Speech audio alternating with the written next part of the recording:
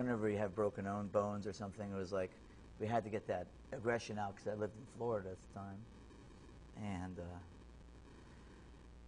we started getting like a record deal offers, kind of. And we were a hardcore punk band at the time in Florida, which was Swampville, redneck city, and we weren't very liked. So they told me to move to California, where all the freaks and faggots live. So that's what I did. I moved to California when I was like 17, and I started Amen at that point. And it was always just a process of sanity. It wasn't about trying to become a band that was signed or trying to become anything other than expression and total purity, in the sense that I didn't want to dilute it with some A&R guy telling me, you know, where's your bio, or where's this, or where's that.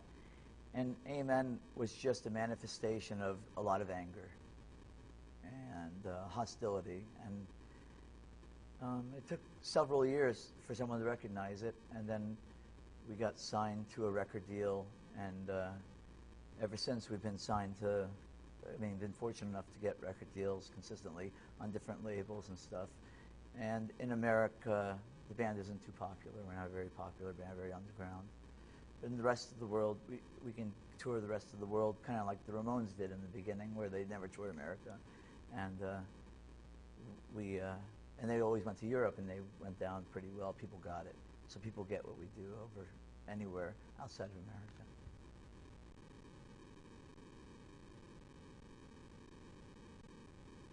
Only in this last year, I've discovered politics, I think, and people like Paul Wolfowitz and the sort, you know, the people that are really out to kill everybody's children.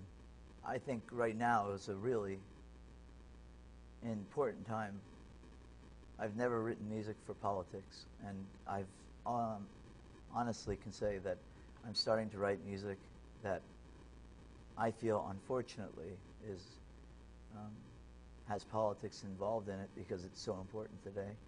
It's just, I can't stop. I dream, I think about, I walk about, I fuck about Paul Wolfowitz and Dick Cheney and people like that, because they're cowards and they hide behind a whole facade of people that will not ever know their names, but they will have the fall guy like Colin Powell take it for them.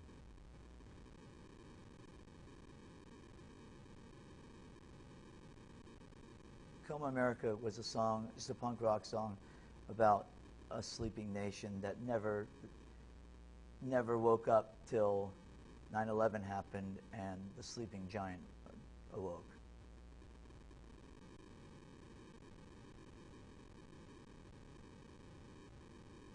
When I was a kid, this is the way it should be. Punk bands and all hardcore bands were doing what they fucking wanted to do. They didn't care.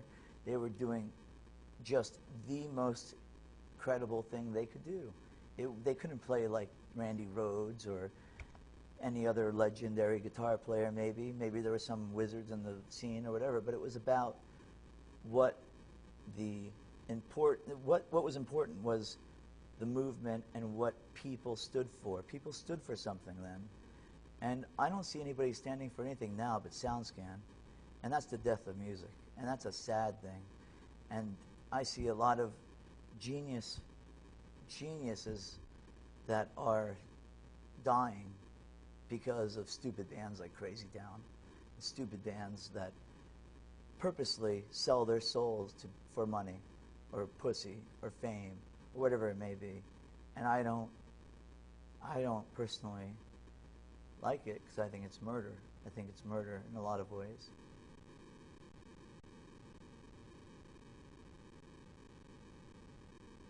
I've never done this for money. I've had plenty of opportunities being signed to Sony Records and Virgin Records and Roadrunner Records and all these different labels, and working with Steve Lillywhite and people like that, all kinds of different people. I've had the opportunity to sell my ass if I wanted to, and that's never been the intention. Every record that I've ever made, I feel, has been just an expression of where I was at that time. And it was capturing a moment. And to me, that's what, it doesn't matter what label you're on. It doesn't matter what kind of music you create. Being a, any style of music. Tom Waits, that's punk rock. You know, people who are doing their own thing and being true to themselves and never giving in to some clown shoe A&R guy. You know, it's about the truth and what is real. And you know it when it's real. You feel it. And you can't help but just be enamored by it.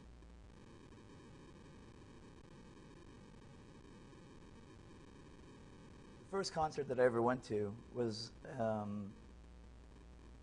Black Flag.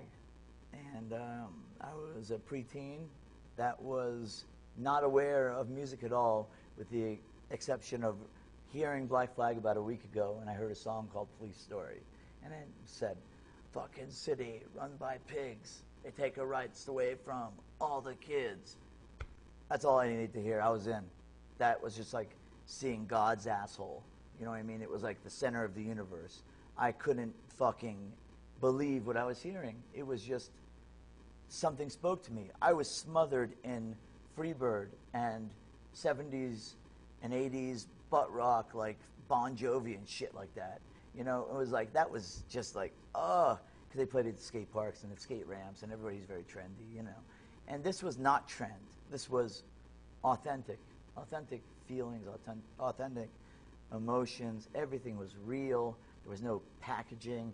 You had to search out to find the record. You had to look for it. It took action, and I think it created a lot of people to take action, you know, and inspired a lot of people. And obviously in the scene today, from people like David Grohl, who came from the punk scene, and all kinds of people. I mean, it's just such an important thing that was undescribable as a child. So for my first show, seeing that, being Henry and Black Flag as a 5-piece in Daytona Beach, Florida, where there was people there that thought they were probably some sort of surf or rockabilly band or something. They had no clue, some of them. Some people were there because they knew Black Flag, of course. But I will never, ever, ever forget that. That was probably one of the most powerful things I've ever seen in my life. It is one of the most powerful things I've ever seen in my life. There is nothing that could compete.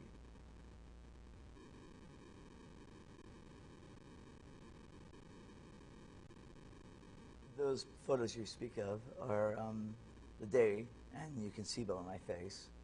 What is it, colored face? That was totally, I mean, I was like looking at my life changing in front of my eyes. It really captured that moment, I believe. I'm just sitting there like, because I'd never seen anything like that. Those pictures are beyond important to me. I mean, I wouldn't trade them for, or I wouldn't be able to live without them anymore, you know? It's like a materialistic thing to say, unfortunately, but that is just such a constant reminder of why I'm still here.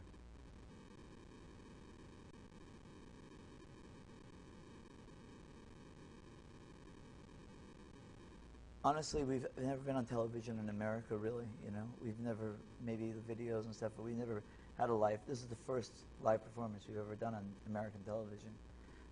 We've played on a lot of shows overseas in France and England and Japan and a lot of Germany and all kinds of places. But this circumstance is the most surreal circumstance of my life. I almost feel like I should stop playing music at this point because it's come full circle, synchronicity for me. The guy that changed my life, literally changed my life. When I say changed my life, didn't just sort of, oh yeah, he influenced me, changed my life. Went from being a professional skateboarder to actually just going, fuck all that. I am focusing on making a statement and doing it in a different avenue as opposed to skateboarding. And to be on a show like this, it's ridiculous. It's almost like a comedy show because it is so crazy to me. I can't help but smile being here because it feels so, I'm so honored. There's nothing can touch this for the rest of my life. There's nothing that can touch this. I mean, to be asked by Henry and Heidi to be on this show is just,